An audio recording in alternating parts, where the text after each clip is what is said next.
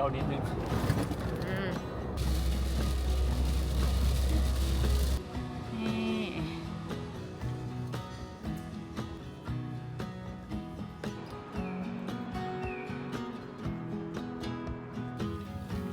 มาแล้วจ้าราเมงโอ้ยตายไปเลยสวยตายไปเลย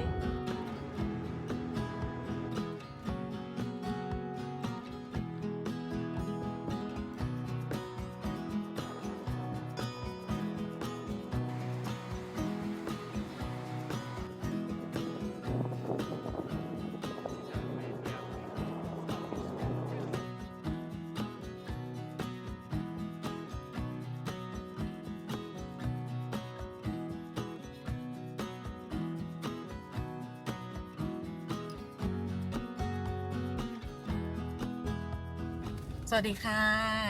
ซานต้าชาแนลนะคะก็เปิดคลิปวันนี้นะคะเป็นโรดทริปวันที่2แล้วนะคะที่เรากำลังจะมุ่งหน้าไปโทยาม่ากันนะคะแต่ว่าเดี๋ยวตอนนี้เราอยู่กันที่ฮาคุบะนะเมื่อคืนเราพักที่ฮาคุบะเนาะเดี๋ยวจะหาน้ำมันเติมก่อนเนาะเติมแถวนี้ก่อนเพราะว่าน้ำมันเริ่มจะลดลงมากกว่าครึ่งถังแล้วนะคะก็มาขับรถก็ต้องคอยระวังด้วยเนาะว่าแบบว่าเรื่องเติมน้ำมันอะไรต่างๆเนาะรถที่เราเช่ามานะคะก็น่าจะเติมเรกูล่าธรรมดาเบนซินเนาะก็ช่วงนี้ก็น้ำมันขึ้นด้วยเนาะไม่รู้เหมือนกันว่าราคาจะเท่าไหร่นะเดี๋ยวหาปั๊มน้ำมันเติมก่อนแล้วก็เดี๋ยวจะค่อยมุ่งหน้าไปโทยาม่านะคะวันนี้เท่าที่ดูพยากรณ์อะโทยาม่าจะฝนตกจ้าก็เลยเราจะมีไปดูซากุระกับทุ่งทิวลิปที่สปริงพอร์เทสด้วยนะคะแต่ว่าเห็นว่าวันนี้พยากรณ์ฝนตกเกือบทั้งวันเลยที่โทยาม่าก็เลยคิดว่าจะไปดูพรุ่งนี้นะพรุ่งนี้แดดออกนะคะก็เลยคิดว่าวันนี้อาจจะเป็นการแบบว่าไปเที่ยวตามอินดอร์มากกว่าคิดว่าอาจจะไปแบบพวกโทยาม่ากลาสอาร์ตอะไรพวกนี้มิวเซียมอะไรพวกนี้นะคะเดี๋ยวไปดูกันเนาะว่าเราจะได้ไปที่ไหนกันบ้างเฮ้ยแดดออกอยู่นะวันนี้แต่เขาบอกว่า10 โมงฝนจะตกแต่นี่ก็หมอกเยอะอยู่นะหมอกในบนภูเขาอะเมืองนี้แบบเงียบอาจจะเป็นแบบช่วงโลซีซั่นมั้งเงียบแล้วก็ไม่มีตึกสูงเลยนะมีแต่แบบว่าบ้านเมืองแบบบ้านเล็กๆแบบเกสต์เฮาส์เล็กๆอะไรอย่างเงี้ยว้าวตัวคนอะเหมือนเป็นตัวคนอะทางเข้าตัวคนแล้วตัวโอนู่นขวาโอเคเติมให้น่าจะเลกูล่าฟูเกิดแคชเดส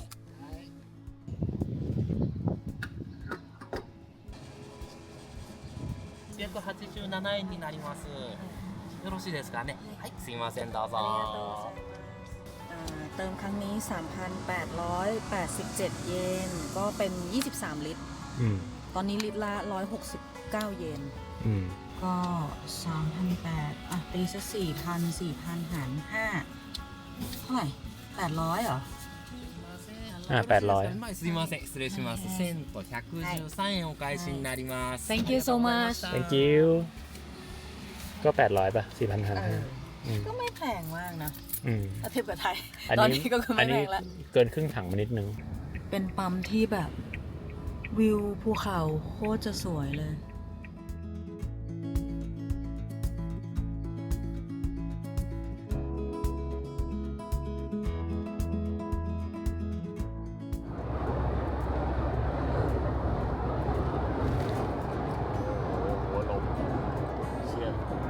ลมแรงเหรอรถเปรี้ยวนิดนึงฝนเริ่มตกแล้วฝนตกจุกๆเลยไม่เห็นอะไรเลยเนี่ยไปริมชายหาดก็ไม่เห็นอะไรนึกออกปะนี่จะหนีเข้ามิวเซียมเลยเนี่ยตอนเนี้ยมันต้องอินดอร์ขาวจ้วเลยเนี่ยขวามือคือทะเลนะเนี่ยเรียบทะเลจ้าซากุระของฉันจะเหลือให้ฉันดูพรุ่งนี้ไหมเนี่ย ตกหนักมาก อันนี้คือสปริงฟอร์เทสที่เราจะมาดูพรุ่งนี้ เดี๋ยวมาดูพรุ่งนี้กันว่าอากาศจะเป็นยังไงนะคะ ตกหนักมากๆเลยวันนี้ ถ้าใครจะมาดูวันนี้นี่น่าจะต้องเปลี่ยนแผนเลยทีเดียว ซึ่งเราจริงๆเราก็เป็นในนั้นหนึ่งในนั้นแหละ ไม่ไหวจริงๆ ตกหนักเกิน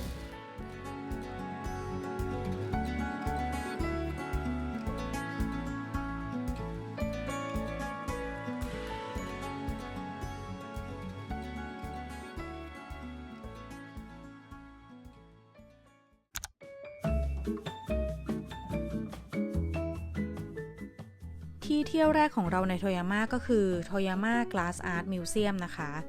ที่นี่รวบรวมศิลปะต่างๆเกี่ยวกับแก้วไว้ทั้งหมดเลย แล้วเราก็เพิ่งรู้ว่าในสมัยก่อนเนี่ยโทยาม่าเขาโด่งดังเรื่องการทำยานะคะทำให้ต้องมีการผลิตขวดแก้วเยอะมากๆเพื่อเอาไว้บรรจุยานั่นเอง เรียกได้ว่าเป็นเมืองหลวงแห่งอุตสาหกรรมยาเลยก็ว่าได้นะคะ แต่พอยุคสมัยเปลี่ยนไปการใช้ขวดแก้วก็ลดลงเรื่อยๆแต่เมืองโทยาม่าก็ยังมีช่างและก็โรงงานผลิตแก้วอยู่เยอะทำให้เขาอยากจะส่งเสริมให้เมืองนี้กลายเป็นเมืองแห่งแก้วนะคะก็เลยสร้างพิพิธภัณฑ์ที่นี่ขึ้นมาซึ่งที่นี่ก็ถูกออกแบบโดยสถาปนิกชื่อดังอย่างเคนโกะคุมะนะคะทำให้ตัวอาคารทั้งด้านในและด้านนอกเนี่ยสวยงามมากๆในส่วนของชั้น2นะคะก็จะมีเป็นโซนคาเฟ่นะคะแล้วก็ร้านขายของที่ระลึกที่จำหน่ายพวกผลิตภัณฑ์จากแก้วแล้วก็สินค้าของพิพิธภัณฑ์ด้วยนะคะภายในพิพิธภัณฑ์เขาจะให้เราขึ้นไปชมด้านบนก่อนนะคะแล้วค่อยๆไล่ลงมาชมด้านล่างนะคะชั้น6ที่เราไปชมก่อนเลยก็คือผลงานของคุณเดลชีฮุลลีช่างทำแก้วระดับโลกชาวอเมริกันเรียกว่าโซน Glass Art Garden นะคะจะบอกว่าเป็นโซนที่เราประทับใจที่สุดเลยด้วยผลงานแก้วขนาดใหญ่นะคะสีสันฉูดฉาดตัดกับห้องมืดๆมีหลากหลายรูปแบบหลากหลายพื้นผิวทรงของแก้วก็ดูแปลกใหม่น่าตื่นเต้นนะคะยืนดูอยู่นานมากเลยค่ะส่วนชั้นอื่นๆนะคะเขาก็จะมีหลายโซนนะบางโซนก็จะเป็นนิทรรศการหมุนเวียนบางโซนก็จะเป็นนิทรรศการถาวรนะคะเราเดินชมผลงานเกี่ยวกับการทำแก้วหลายๆชิ้นบางชิ้นก็สีสวยมากๆแล้วก็รูปแบบก็ดูแปลกตาแล้วก็ยิ่งได้ดูรายละเอียดใกล้ๆเนี่ยก็จะรู้สึกว่าดูซับซ้อนแล้วก็ยังนึกวิธีการทำไม่ค่อยออกนะคะว่าจากแก้วเนี่ยจะมาเป็นผลงานซับซ้อนแบบนี้ได้ยังไงเนาะใครที่พอจะมีความรู้หรือหลงใหลศิลปะเกี่ยวกับแก้วเนี่ยน่าจะชอบมากๆเลยนะคะ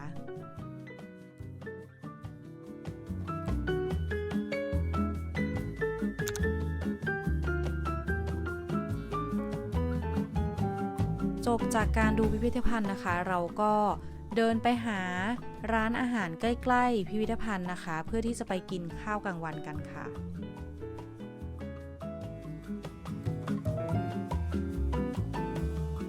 นี้เรามากินข้าวกลางวันกันนะคะเป็นราเมงเลมอน เห็นแปลกดีปกติเขามากินแบ็คราเมงใช่ไหมอันนี้กินราเมงเลมอนก่อนจ้าส่วนนุ่นของพี่ตุ้มเป็นข้าวหน้าไก่ไข่สรุปว่าอร่อยนะก็คือนี่ใส่เลมอนลงไปหมดเลยตอนแรกใส่ไปนิดเดียวแล้วแบบไม่รู้สึกถึงไอ้นี่เท่าไหร่ต้องบีบให้หมดเลยอร่อยดีแต่ว่าเนื้อสัตว์น้อยไปนิดนึงก็ตรงนี้มันจะเป็นแบบตรงเวิร์กที่มันรวมร้านอาหารหลายๆร้านก็ดีนะแบบว่าบรรยากาศดีเนาะแล้วก็เหมือนมีซุปเปอร์มาร์เก็ตเล็กๆอยู่ข้างหลังด้วยเมื่อกี้พี่ตุ้มก็ไปซื้อกาแฟมาใช่ไหมใช่ตรงข้ามก็มีร้านโดโทรุนะที่เป็นร้านกาแฟมาซื้อกันได้ตรงนี้ใกล้กับโทยาม่ากลาสมิวเซียมมากเลยเดินแวะมากินได้ใช่เดี๋ยวเราจะไปเช็คอินที่โรงแรมก่อนเนาะโรงแรมที่เราพักวันนี้คือโฮเทลแกรนด์เทเรสก็เขาจะมีที่จอดรถข้างใต้ดินนะคะนี่เอารถมาจอดคือมันพอดีแบบพอดีดูโหจะบอกว่าที่จอดรถที่ญี่ปุ่นนี่โหดจริงๆต้องเช็คความสูงรถมานิดนึงนะเนี่ยของเราคือแบบว่าแหลกด้านบนน่ะคือถ้าขนของอ่ะก็คือลงไม่ได้แน่นอนที่จอดรถของเขาคือแบบพอดีเส้นทุกอย่างพอดีไปหมดทุกพื้นที่ต้องใช้คุ้มค่านะคะเป็นแบบ first come first serve ก็คือถ้าใครมาก่อนได้ก่อนแล้วถ้าที่จอดรถเต็มอ่ะก็ต้องไปจอดอีกตึกหนึ่งใกล้ๆอะไรคาวากุจิอะไรก็ไม่รู้ว่า building เขาจะเขียนมาในเมสเสจใน booking เวลาจอดรถอะไรอย่างงี้นะแล้วก็ที่นี่เสียค่าจอดรถด้วยนะคะคือแบบว่า มีความในเมืองอ่ะมันก็ต้องเสียค่าจอดรถรู้สึกจะประมาณคือละประมาณ1,000 เยนหรือ1,100 เยนนี่แหละที่จอดรถเนี่ยมันจะเป็นแบบลิฟต์นะก็คิดว่าน่าจะไม่ได้มาเอาของละเพราะฉะนั้นเราก็เลยเวลาไปโรงแรมเราก็จะถ่ายของไว้ในแค่กระเป๋าใบเล็กๆใบนี้ก็พอนะก็จะได้สะดวกเวลาแบบว่าขนย้ายนะคะไม่ต้องเอาใบใหญ่แบบลงตลอดเนาะอาจจะไปห้างก่อนนะคะแล้วก็ช่วง4 โมงเย็นน่ะเห็นในพยากรณ์น่ะมันบอกว่าฝนจะหยุดตกช่วงประมาณ4 โมงก็กะว่าจะไปตรงปราสาทโทยาม่าแล้วก็ไปเดินริมแม่น้ำอะไรแบบนี้นะคะเดี๋ยวดูว่าฝนหยุดตกจริงไหมนะ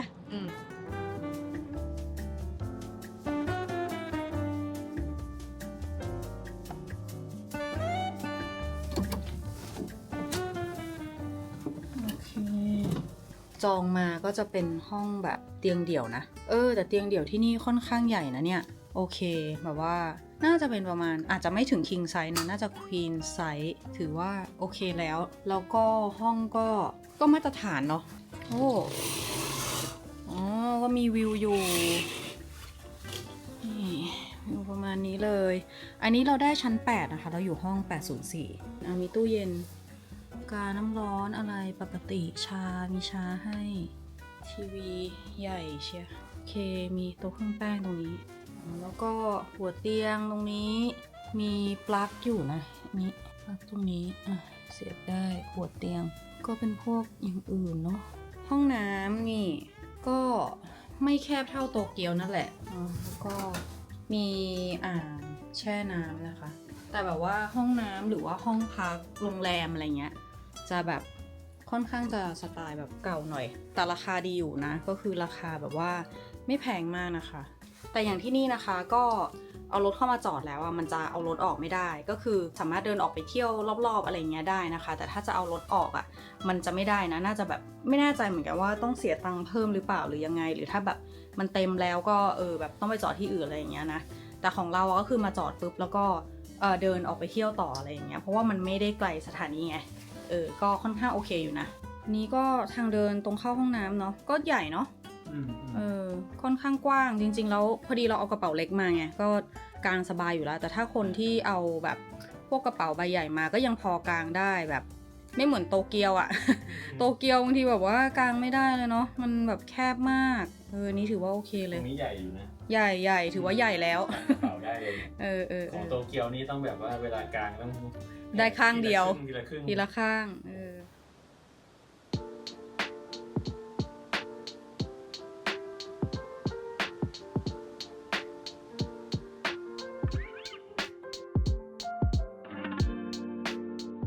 เราเดินมา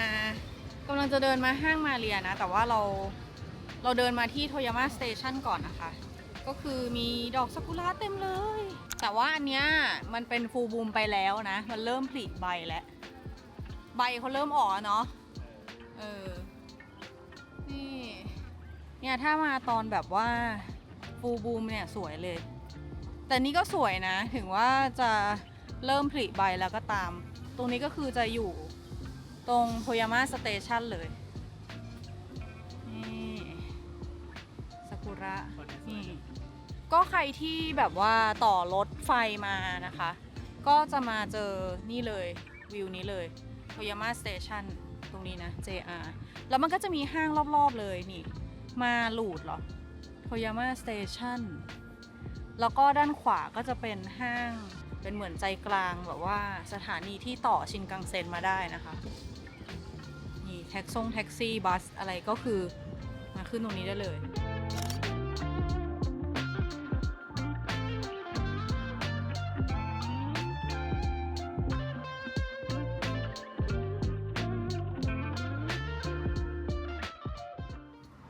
นี่เราเดินมาจากโรงแรมแป๊บเดียวเองนะประมาณ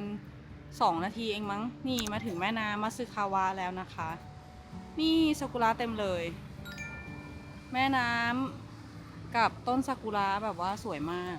นี่แล้วก็มีทั้ง2 ฝั่งเลยนะตรงนู้นทางไปปราสาทโทยาม่านะโหตอนนี้ประมาณสัก5 โมงเย็นนะคะอากาศเย็นมากอากาศหนาวมากแล้วก็ไม่มีผู้ไม่มีคนเลยตอนเนี้ย เพราะว่ามันเริ่มจะใกล้ๆเย็นแล้ว แต่ว่าเนี่ยมันเพิ่งฝนหยุดตกไปไม่นานนะ แล้วก็แดดก็ยังไม่ออกเนาะ เดี๋ยวเราเดินลงไปชมวิวข้างล่างกัน แม่น้ำมีแต่แบบกีบซากุระลอยแบบสวยมาก นี่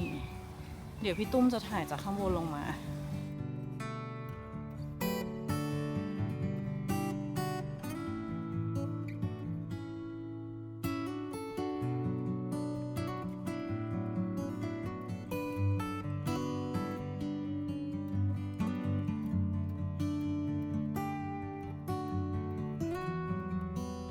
ต้นซากุระที่นี่เรามาวันที่ 7 เมษาก็เริ่มมีเขียวๆแล้วอะ่ะน่าจะเลยฟูลบูมไปแล้วนะคะ นี่เขาก็มีล่องเรือกันด้วยนะ ใครอยากจะมาล่องเรือชมแม่น้ำได้นะนี่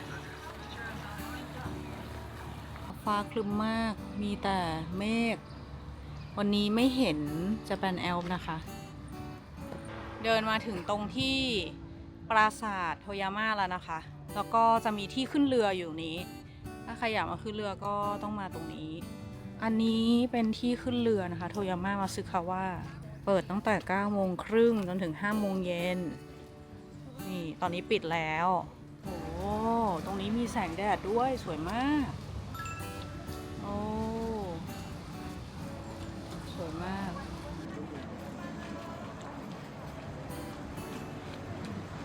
เดี๋ยวจะลองเดินเข้าไปทางปราสาทอุ้ยน้องหมานี่น้องหมาน่ารักมากเลยเจอน้องหมาตลอดเลยอะที่เนี่ยเฮ้ยมียาไตเต็มเลยแผงลอยขายของกินแต่เขาเลิกกันหมดแล้วมั้ง คือพอฝนหายตกปุ๊บก็คือเย็นพอดีโอ้ตรงนี้เขาน่าจะจัดเป็นเหมือนเฟสติวัลแบบว่าซากุระอะไรอย่างเงี้ยเนาะมีร้านขายของกินนี่ถึงแล้วปราสาทโทยาม่าไกลๆตรงนู้นไปปราสาทโทยาม่า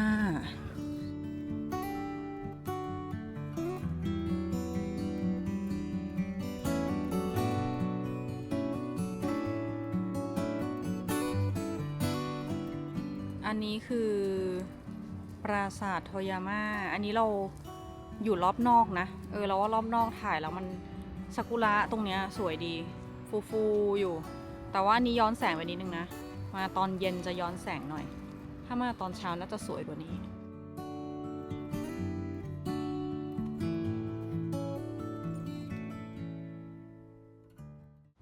เดินมากิน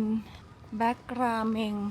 น่าต้องรอคิวแน่เลยอยู่ใกล้ๆโรงแรมเรานะไม่ไกลมากชื่อว่าอะไรสักอย่างเดี๋ยวขึ้นไว้ให้อ่านไม่ออกแบ็กราเมงประจำเมืองโทยาม่าจ้ะระหว่างรอคิวก็มาดูเมนูก่อนก็มีเมนูประมาณนี้เลยเนาะ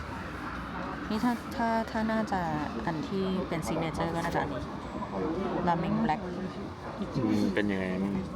ก็เขาบอกว่าน้ำซุปมันจะเป็นแบบโชยุแบบสีเข้มมากๆเหมือนราเมงสีดำอะไรอย่างนี้ก็เดี๋ยวลองอันนี้ไหมอันนี้เขาก็เป็นเมนูแนะนำเหมือนกันนะจริงๆก็แนะนำกันหมดอันนี้ก็ยืนรอคิวกันเยอะมานะ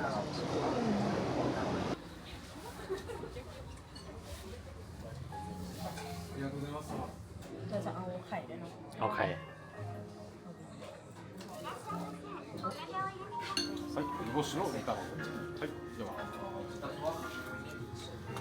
มาแล้วจ้าราเมงนี่ของพี่ตุ้มเป็นแบ็คราเมงนะอันนี้เป็นแบ็คราเมงที่เพิ่มท็อปปิ้งไข่ 1,100 เยนเนาะใช่ไหมแล้วก็ของเราเป็นน้ำซุปปลาแล้วก็เพิ่มไข่เหมือนกันดูน่ากินน่ากินมากน่ากินนะ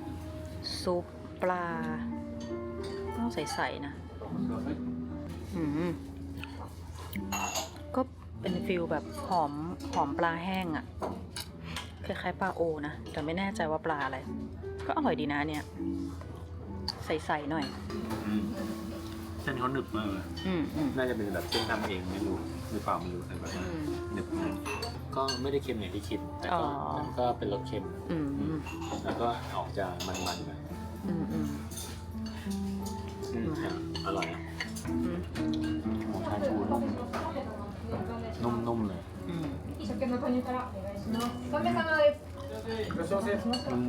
นิ่มๆอร่อยดี ดี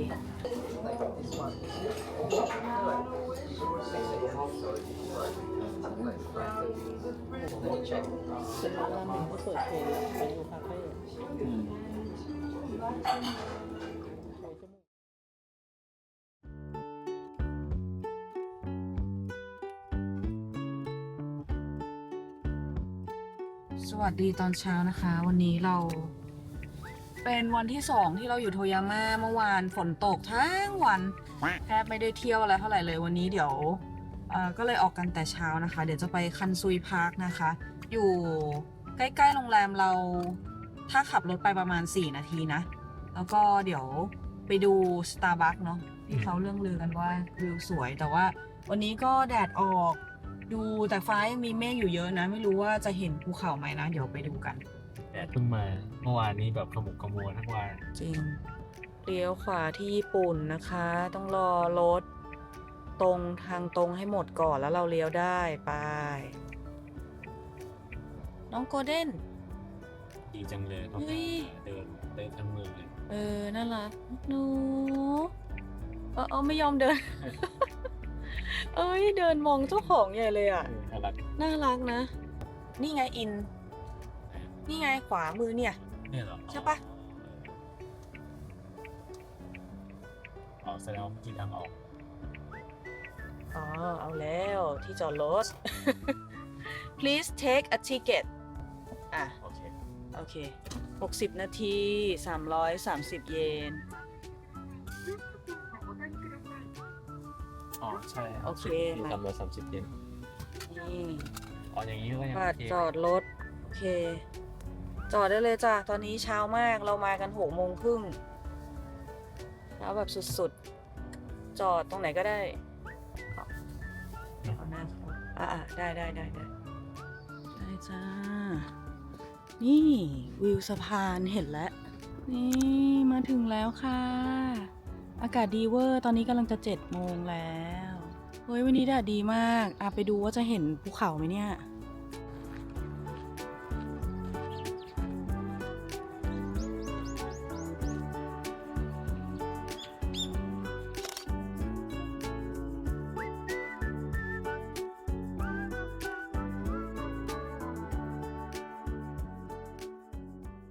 ที่นี่เคยเป็นศูนย์กลางการขนส่งทางน้ำและอุตสาหกรรม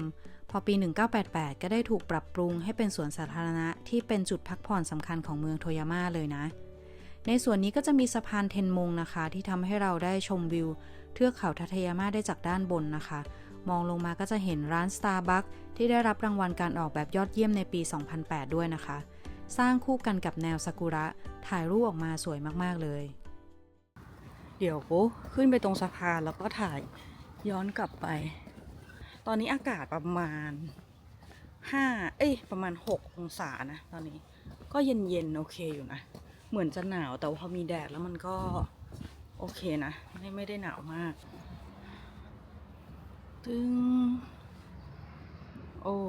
อาจจะมาเช้าไปนิดนึงแดดมันแรงมากเลยทุกคนคือมันไม่ค่อยเห็นเทือกเขาเท่าไหร่เลยอาจจะความเช้าเนาะเช้าไปนิดนึงแต่เป็นสวนสาธารณะที่แบบสวยมากสวยจริงๆเนี่ยฝั่งนู้นซากุระเต็มเลยเดี๋ยวเดินไปฝั่งนู้นต่อทาวเวอร์ตรงพวกเนี้ย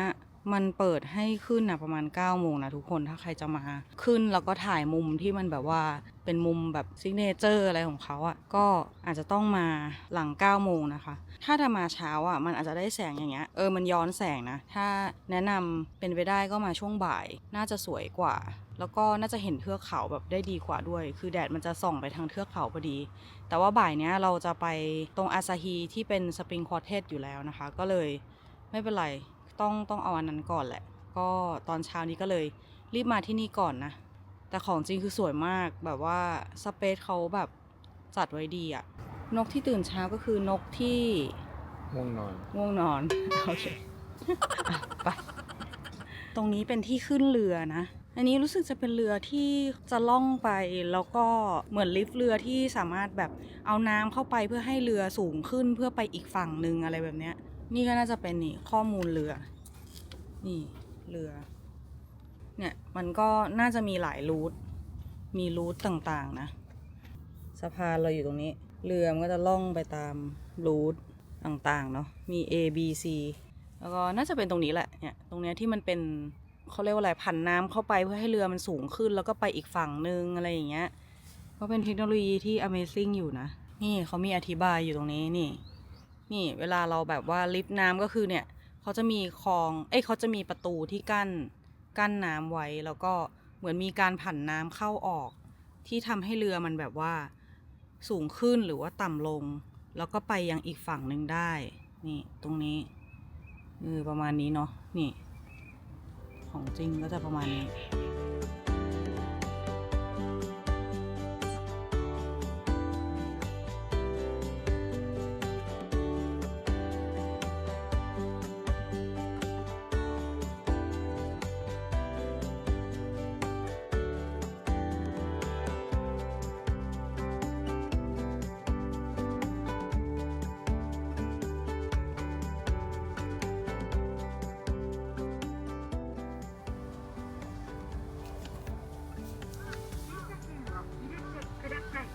โอ้โหไกล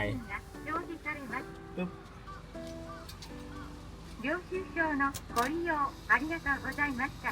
มีตังทอนมีตังทอนโอเค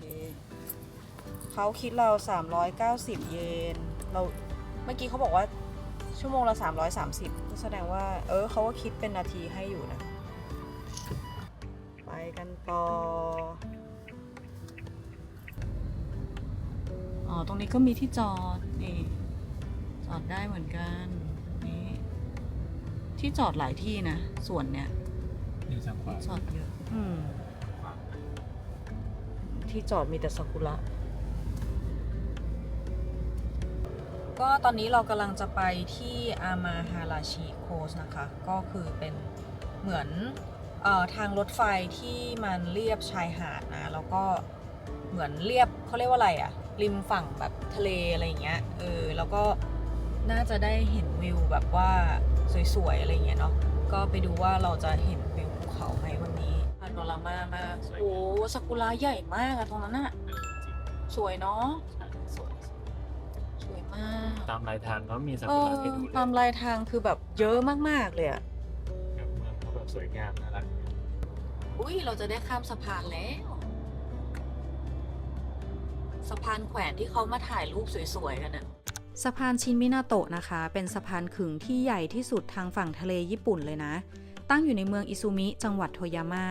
ก็เป็นสะพานที่ข้ามอ่าวโทยาม่านะคะเชื่อมฝั่งตะวันออกและตะวันตกของท่าเรือชินมินาโตะนะคะความยาวรวมเนี่ย 3.6 กิโลเมตรเลยนะคะแล้วก็เสาสะพานเนี่ยสูงถึง127 เมตรถือเป็นโครงสร้างที่สูงมากๆเลยนะคะที่นี่นะคะก็ทำหน้าที่เป็นทั้งเส้นทางคมนาคมแล้วก็เป็นจุดชมวิวทิวทัศน์นะคะของเทือกเขาทาเทยาม่านะคะเหมาะกับการขับรถเที่ยวมากๆเราที่ได้ขับผ่านก็รู้สึกถึงความอลังการแล้วก็ได้ชมวิวอ่าวโทยาม่าในมุมสูงด้วยนะคะโอ้โหพาโนรามาสุดสวยมาก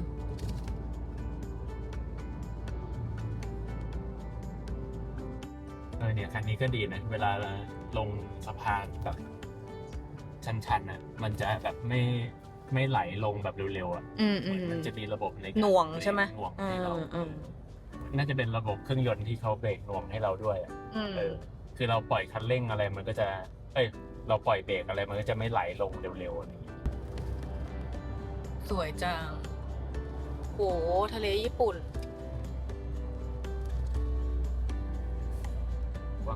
นี่ไงเขามาดูวิวกันตรงนี้มาชมวิว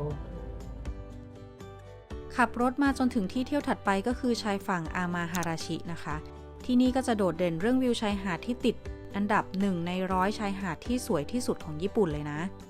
เราก็ไปหาที่จอดกันก่อนนะคะแนะนำปักหมุดที่รถไซส์สเตชันอามาฮาราชินะคะใกล้ๆก็จะมีจุดจอดรถทั้งหมด4จุดนะคะสามารถจอดได้ฟรีแต่ว่าแต่ละลานจอดเนี่ยอาจจะไม่ได้มีที่จอดรถเยอะมากนะคะต้องต่อคิวหรือว่าวนหากันสักหน่อยหนึ่งนะพอไปถึงนะคะเราก็ขึ้นไปจุดชมวิวชั้นที่2แล้วก็3นะคะ ชั้นที่2เนี่ยก็จะมีเป็นร้านขายของฝากของที่ระลึกนะคะที่นี่ก็จะมีขายของฝากเกี่ยวกับโดราเอมอนเยอะหน่อยนะคะเพราะว่าที่นี่จะตั้งอยู่ในเมืองทาคาโอกะนะคะซึ่งเป็นบ้านเกิดของคนเขียนโดราเอมอนนั่นเองของฝากอื่นๆก็มีเยอะนะคะทั้งขนมที่ทำมาจากปลาหมึกหิ่งห้อยหรือว่าพวกกุ้งขาวนะคะที่เป็นของขึ้นชื่อของเมืองโทยาม่านะแล้วก็ที่นี่นะคะก็จะมีโซนคาเฟ่ให้นั่งทานขนมไปดูวิวทะเลญี่ปุ่นไปได้ด้วยนะคะออกไปตรงนี้ก็คือเป็นจุดที่เขามาถ่ายรูปกันเนาะแล้วจะมีรางรถไฟนี่หรือว่าก็จะมีรถไฟสีแดงมาเทียบอะไรอย่างเงี้ยนะรถไฟเรียบตึ้งมาแล้วก็มีถนนขนานกันไปแล้วก็เป็นวิวภูเขา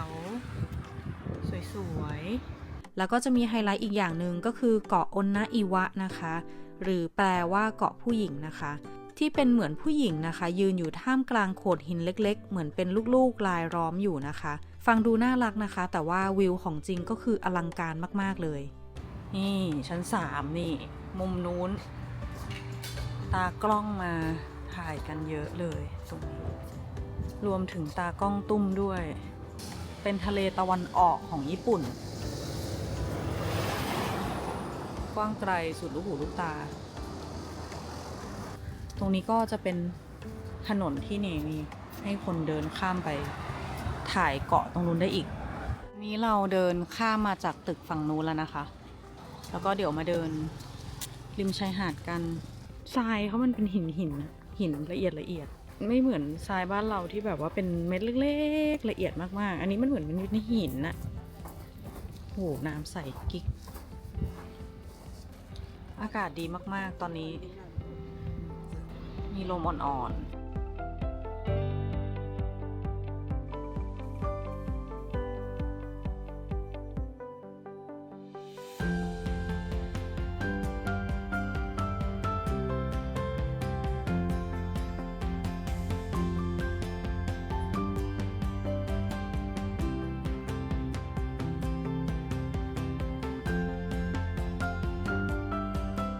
เรามาจุดพักรถอีกที่หนึ่งนะคะถัดมาจากเมื่อกี้อีกแป๊บเดียวก็คือจุดจอดรถตรงนี้ก็คืออยู่ข้างทางอย่างนี้เลยนะคะมีเวิร์กให้จอดแบบขนานได้นะฟรีแล้วก็จุดเมื่อกี้ที่เป็นชายหาดตรงนั้นเมื่อกี้ก็ที่จอดรถเขาก็ไม่ได้เก็บตังค์นะดีมากตอนนี้คือแดดอะมันเริ่มแบบทิศมันเริ่มแบบว่าทำให้เราเห็นภูเขามากขึ้นแล้วนะก็ถ้าเน้นถ่ายรูปแนะนำให้มาตอนบ่ายนะคะแต่ของเราโปรแกรมมันไม่ได้ไงมันต้องมาเช้าเพราะว่าเดี๋ยวบ่ายไปสปริงควอเทสแต่ถือว่าโอเคนะแบบเห็นเป็นแบบภูเขาหิมะแบบชัดขึ้นเรื่อยๆมากๆเลยสวยมากเลยนะตรงเนี้ยใครแบบแวะมาโทยาม่าก็คือต้องมาตรงเนี้ยถ้าเช่ารถมาก็คือมาได้เลยนี่จุดชมวิวเห็นสะพานนู้นด้วยนะ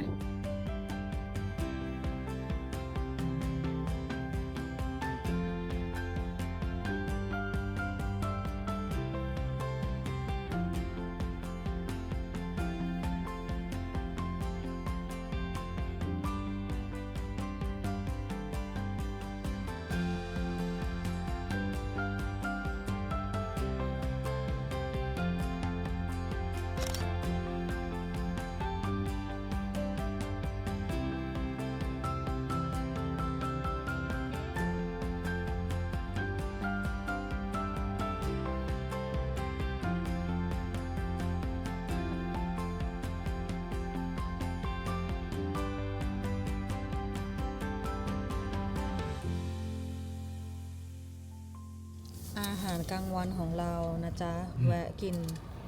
Family Mart ก่อนไปสปริงพอร์เทสแล้วดู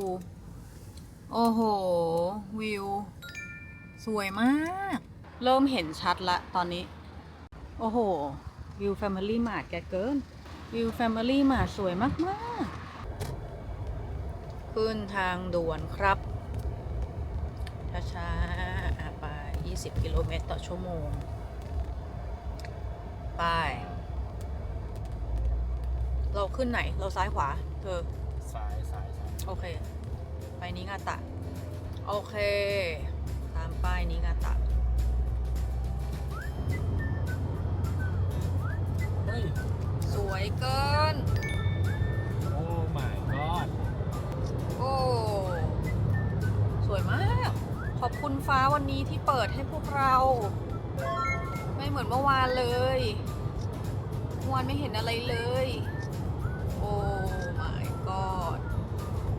ใหญ่มากอะ เทือกเขาทัตยาม่าโอ้ยตายไปเลย สวยตายไปเลย 1 กิโลทางออกอาซาฮี ว้าวโอ้โหฟูอยู่นะอุ้ยมีฟูอยู่ โอ้ยังสวย ลงเบอร์ 27 ลงทางด่วนแล้วจ้า เดี๋ยวมาดูกันว่าเสียค่าทางด่วนเท่าไหร่อันนี้เอาคะแนนได้หมดได้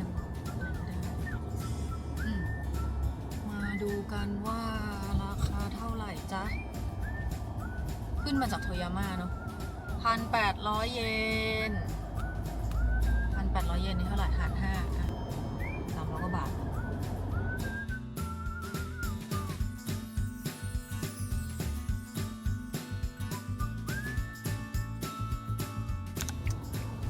เราจองที่จอดรถไว้ P3 ต้องเลยต้องข้ามแม่น้ำไปหน่อย โอ้โห คนเยอะอยู่เนาะ คนเยอะเพียบเลย คนเพียบเลยอะ โอ้แต่ฟู โอ้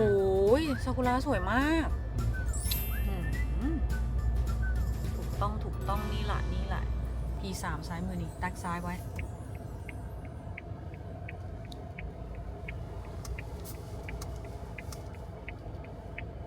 ที่เราจ่ายมาใช่ อันนี้ นี่ลง P3 นิจิวะโอเค โอเค อาริกาโตไซมาสโอเคค่ะ ตอนนี้เรามาถึงสปริงควอเทสกันแล้วนะ สปริงควอเทสปีนี้นะคะ เขาจะมีการให้จองจุดจอดรถก่อนสำหรับคนที่เอารถส่วนตัวมานะคะ ปีอื่นๆมันจะไม่มีมั้ง ปีนี้จะเริ่มปีแรก อันนี้เราจะมาจอดที่ P3 พาร์กิ้งทั้งหมดมันจะมีประมาณ6 ลานมั้งคะ แล้วก็แต่ละลานอ่ะมันก็จะตำแหน่งไม่เหมือนกันเนาะ ก็ไปดูในแผนที่เขาได้ แล้วก็ของเราอ่ะ P3 เนี่ยมันจะข้ามแม่น้ำมา แล้วก็ต้องเดินกลับไปนิดนึง แต่ว่ามันจะเป็นจุดจอดที่ไม่ได้รวมกับพวกรถบัสรถอะไรอย่างเงี้ย คือถ้าเป็นพวก P2 หรือ P1 อะไรพวกนั้นน่ะคนมันจะเยอะหน่อย ตรงนี้คนมันจะน้อยกว่า ก็เลยเลือกมาจอดตรงนี้นะคะ แล้วก็ข้างหน้าเรานี่คือซากุระแบบฟูลบูมนี่ สวยมาก อันนี้มันอยู่ติดกับตัว P3 ของเรานะ คือสวยแบบสวยมากทุกคน คือไม่เคยเจอซากุระแบบเป็นอุโมงค์ขนาดเนี้ย อันนี้สวยมากๆเลย เดี๋ยวเราจะพาไปดูทุ่งทิวลิปด้วยนะ นี่ โอ้โห แล้วก็แม่น้ำจ้าอุนากาวะ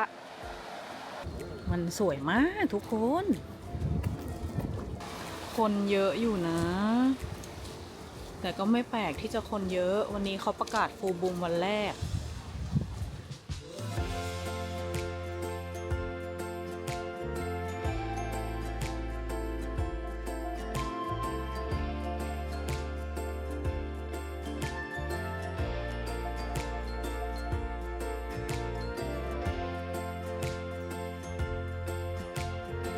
กำลังจะเดินข้ามสะพานไปนู่นตรงนู้นแปลงทิวลิปอยู่ตรงนู้นนู่นเห็นสีแดง ยังไม่ถึงทิวลิปสักทีครับผม ขอดูวิวตรงนั้นก่อน ใครมันจะไปอดใจไหว ไม่แต่ก็โชคดีว่าวันนี้ฟ้ามันใสได้ไง แบบว่าเห็นชัดเจนเลยเนาะ เห็นชัด ถ้าเมื่อวานเนี่ยมาคงไม่เห็นอะไรอ่ะ ใช่แล้วก็ต้องบอกว่าช่วงนี้เป็นช่วงบ่าย เรารู้สึกว่า ใช่ การ ช่ ดู วงบ่าย เขาเทยาม่าใช่ไหม ทาเทยาม่า ทาเท ใช่ ยาม่ามันเป็นแบบเหมือนจะมีหมอกนะช่วงเช้าอะแต่ถ้าเป็นช่วงบ่ายมันจะเริ่มแบบแสงมันจะเริ่มลงที่ภูเขาเยอะขึ้น แล้วมันก็จะเห็นชัดขึ้น จะไม่ค่อยเห็นหมอกแล้วอะไรอย่างเงี้ย ใช่ มันก็จะชัดเจน เฮ้ยตรงนี้สวยเธอ ทิวลิปแปลงนี้คือบานแบบบานที่สุดละนอกนั้นยังตุมๆอยู่เลย น้องทิวลิปและอากาศดีมากตอนนี้ประมาณ12 องศาแต่อยู่กลางแดดก็คือแบบได้อะเราสามารถใส่กระโปรงได้ ทนหนาวได้จ้า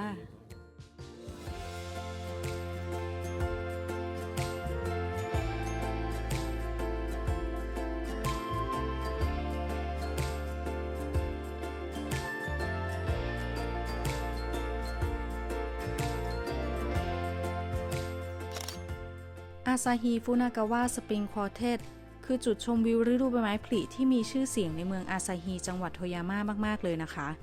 เป็นวิวทิวทัศน์ที่เกิดจากการผสมผสานธรรมชาติทั้ง 4 อย่างได้แก่ต้นซากุระดอกนาโนฮานะดอกทิวลิปแล้วก็เทือกเขาหิมะทาเทยาม่านะคะ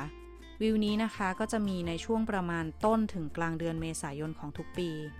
โดยตั้งแต่ปี 1957 นะคะชาวบ้านท้องถิ่นได้มีการปลูกแล้วก็ดูแลรักษาต้นซากุระพันธุ์โซเมอิโยชิโนะนะคะมากถึง280ต้นปลูกตลอดแนวริมแม่น้ำฟุนากาวะความยาวประมาณ 1.2 กิโลเมตรเลยนะแถมยังปลูกดอกทิวลิปแล้วก็ดอกนาโนฮานะให้บานพร้อมๆกันอีกก็เลยทำให้วิวนี้นะคะสวยเป็นเอกลักษณ์จนเป็นจุดหมายของนักท่องเที่ยวหลายๆคนที่อยากจะมาชมด้วยตาตัวเองสักครั้งค่ะอันนี้เราก็เดินตรงกลางมาเรื่อยๆแล้วนะเมื่อกี้ไปถ่ายรูปมาจากฝั่งทิวลิปนู่นคนเพียบเลยถ้าอยากได้รูปที่แบบเราอยู่กับต้นทิวลิปแบบคือตรงแปลงทิวลิปเขาห้ามลงแล้วก็เราต้องมาอยู่ตรงกลางตรงเนี้ยตรงกลางคันระหว่างทิวลิปกับน้ำตรงนี้แล้วก็ให้ตากล้องไปอยู่ตรงนู้น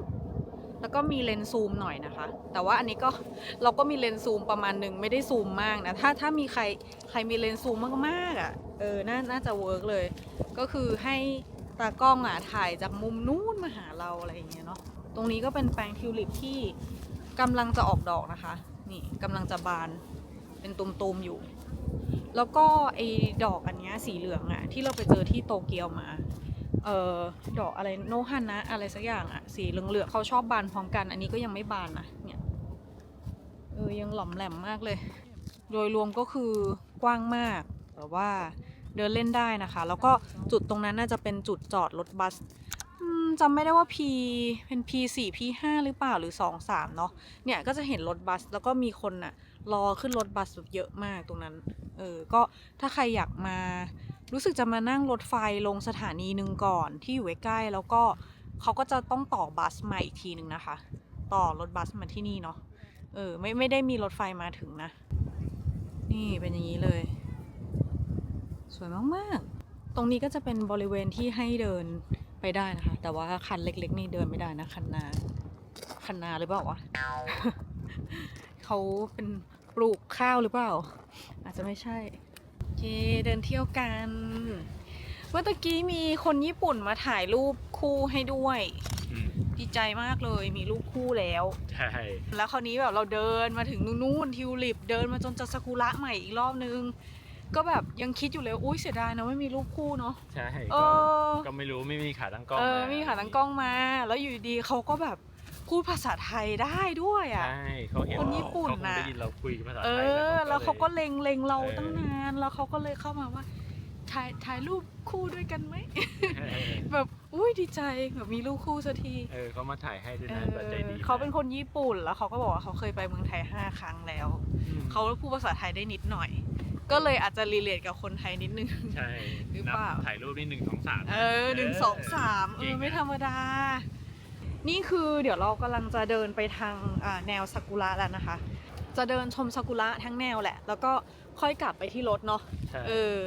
ที่นี่กว้างมากแต่ก็ไม่แออัดนะคือจริงๆคนจะไปอัดกันตรงทิวลิปนั่นแหละทิวลิปที่มีแค่แบบ2 แปลงเนาะที่มันบานอะไรอย่างเงี้ยก็อันนี้เรากำลังเดินกำลังจะไปขึ้น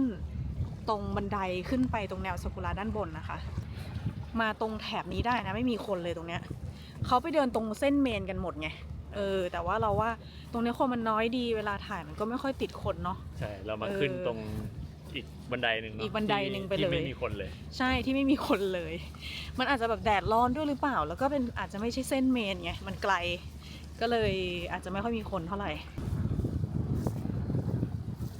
โอ้โหชันอยู่นะเนี่ยอึ๊บ ระวังนะระวังนะ อันนี้คือทางด่วนที่เรามานะคะนี่มาลงอาซาฮีเมืองอาซาฮีกว้างใหญ่ไพศาลนู่นตรงทิวลิปนู่นที่เราเดินมาเนาะเดินมาได้ตรงนี้ คนน้อย สวยจัง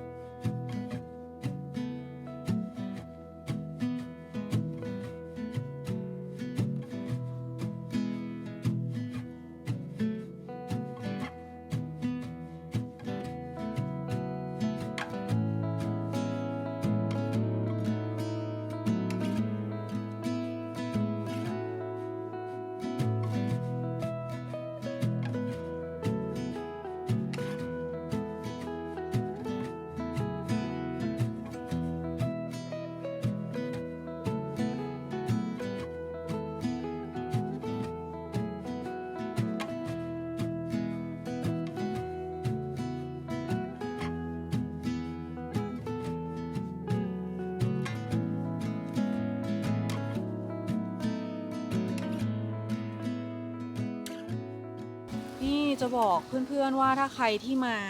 จริงๆเราว่าซากุระมันสวยหมดแหละแต่ว่าตรงที่สวยที่สุดอะเราว่ามันอยู่ใกล้ๆ P3 ลานจอดรถ P3 ก็คือถ้าจากตรงทิวลิปอะข้ามสะพานมาทางซากุระใช่ไหมและให้เลี้ยวซ้ายมาเนี่ยคือต้นซากุระอะมันย้อยลงเยอะมากๆเลยอะแล้วแบบว่ารูปที่ได้มันจะใกล้ตัวเราอะไรเงี้ยเหมือนแบบเป็นซากุระแบบท่วมๆเลยนะเนี่ยที่เขาถ่ายกันเนี่ยแล้วก็จะบอกว่าคนน้อยมากด้วยแบบถ้าไม่มีคนเลยมันปลายสุดของซากุระที่เขาปลูกไว้แล้วอะแนวซากุระสวยมากๆเลยนะตรงนี้แนะนำอยู่ใกล้ๆลานจอดรถ P3 นะคะแต่ตรงอื่นก็สวยนะไม่ใช่ไม่สวยแต่ว่าเราแค่รู้สึกว่าตรงนี้มันย้อยเยอะแบบกิ่งเขาแบบว่าห้อยลงมาเยอะแล้วทำให้เราอะถ่ายรูปกับตัวเราอะได้ใกล้กับตัวเราอะนะตอนนี้เราก็ถ่ายรูปกันมันมากเดินกันมา2 ชั่วโมงแล้วนะก็เดี๋ยวกำลังจะต้องไปแล้วก็คือเดี๋ยววันนี้เราก็จะเข้าวิ่งกลับไปที่มัตสึโมโตะนะคะก็ดีเลยวันนี้ถือว่ามิชชั่นคอมพลีทมากๆคือทริปเนี้ยที่มาเนี่ยจริงๆแล้วไฮไลท์เลยก็คือที่นี่แหละก็คือ Spring Quartet นะคะก็จะอยู่ที่เมืองอาซาฮีนะเผื่อเพื่อนๆคนไหนที่แบบต้องการหาข้อมูลก็คือเขาอยู่ที่เมืองอาซาฮีแล้วก็เราสามารถนั่งชินคังเซ็นมาที่โทยาม่าแล้วก็ต่อมาที่อาซาฮีก็ได้นะคะหรือว่าจะเช่ารถมาแบบเราก็ได้เช่ารถมามันสะดวกค่อนข้างสะดวกกว่าพอสมควรนะก็มีที่จอดรถนะคะแต่ว่าที่จอดรถต้องจองก่อนนะเสียค่าที่จอดรถ 1,500 เยนนะคะก็จะมีจองเป็นช่วงเวลาด้วยนะเดี๋ยวจะขึ้นตัวอย่างการจองไว้ให้เนาะคือมันจะมีจองเป็นรอบๆอย่างเช่น8 โมงถึง 10 โมง10 โมงถึงเที่ยงอะไรแบบเนี้ยตอนนี้รอบที่เราจองมามันจะเป็นบ่ายโมงถึงบ่าย3นะคะแต่เราไม่แน่ใจเหมือนกันนะว่ามันคือบ่ายโมงถึงบ่าย3คือหมายถึงว่าเรามาถึงตอนไหนก็ได้หรือเปล่าหรือว่าหมายถึงว่าให้เราใช้บริการตั้งแต่บ่ายโมงถึงบ่าย3นะอันนี้ไม่ค่อยแน่ใจเหมือนกัน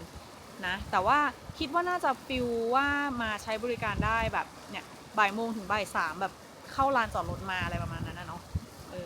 ก็เผื่อเป็นข้อมูลนะคะว่าแบบว่าใครอยากจะมาที่นี่เนาะก็ใครมีคำถามอะไรก็ลองถามได้นะเผื่อแบบว่าเราตกหล่นตรงไหนอะไรอย่างเงี้ยเนาะหรือว่าข้อมูลตรงไหนที่เราพอจะหามาได้ก็เดี๋ยวหามาให้อีกทีนะคะนี่ก็โดยรวมก็สวยงามมากๆวันนี้ฟินมากแล้วคือทริปนี้ถือว่าคอมพลีทสุดๆโชคดีที่แดดออกวันนี้แล้วก็เขาเรียกว่าอะไรอะฟ้าใสเห็นแบบจะเป็นแอลแบบสวยงามนะคะแล้วก็ถึงแม้ว่าจะไปก่อนหน้านั้นไปฮาคุบะมาหรือว่าโทยาม่าเมื่อวานก็อาจจะไม่ค่อยได้เที่ยวเยอะอะไรอย่างเงี้ยแต่ก็ไม่เป็นไรเนาะมันเที่ยวธรรมชาติมันต้องทำใจก็คือว่าบางทีเราอาจจะเห็นหรือว่าไม่เห็นก็ได้นะบางคนมาอาจจะแบบไม่เห็นก็ ก็ไปเที่ยวอย่างอื่นแทนอะไรอย่างเงี้ยเนาะก็อย่าเศร้ากันไปนะคะ ก็เดี๋ยวไว้แบบว่ามีโอกาสก็อาจจะได้มาอีกอะไรแบบนั้นนะเนาะแต่สำหรับเราแบบทริปนี้ก็ถือว่าดูพยากรณ์อากาศมาจองอะไรทุกอย่างมาให้พยายามตรงกับวันที่มันแดดออกฟ้าใสอะไรแบบนี้เนาะแต่ว่างั้นบอกเรื่องพยากรณ์อากาศเรามีใช้ดูหลายๆเว็บก็คือมีเว็บ AccuWeather นะคะแล้วก็มี Weather ใน iPhone อะไรอย่างเงี้ยนะคะแต่ว่ามันดูได้แบบล่วงหน้าไม่ได้เยอะมากหรอกเพื่อนๆก็คือมันจะได้ระดับหนึ่งอะเนาะก็เอาจริงๆก็เหมือนใช้ดวงด้วยนิดๆเหมือนกันนะแต่ว่าก็โชคดีที่ว่าเราดูมาจนใกล้ๆแล้วเนี่ยมันก็เป็นวันที่แดดออกอะไรอย่างเงี้ยด้วยนะโอเคก็ประมาณนี้นะคะสำหรับคลิปนี้ก็หวังว่าจะชมซากุระไปด้วยกันนะคะกับเทือกเขาทาเทยาม่านะคะเดี๋ยวคลิปต่อไปเราจะไปโรดทริปกันที่ไหนยังไงอีกก็ฝากเพื่อนๆติดตามกด Subscribe กันไว้ได้นะคะใครมีอะไรก็คอมเมนต์มาได้นะหรือว่าเพื่อนๆคนไหนแบบมาที่นี่ปีนี้เหมือนกันเจออะไรกันบ้างก็คอมเมนต์กันมาได้นะคะโอเคค่ะก็ประมาณนี้นะคะสำหรับคลิปนี้ไปก่อนนะคะบ๊ายบาย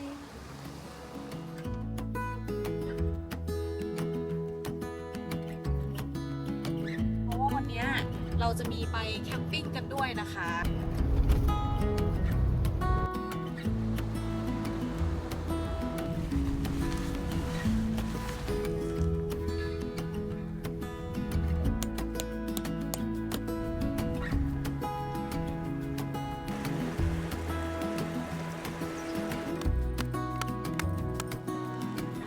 อุ่นเลยนะ อุ่นเลย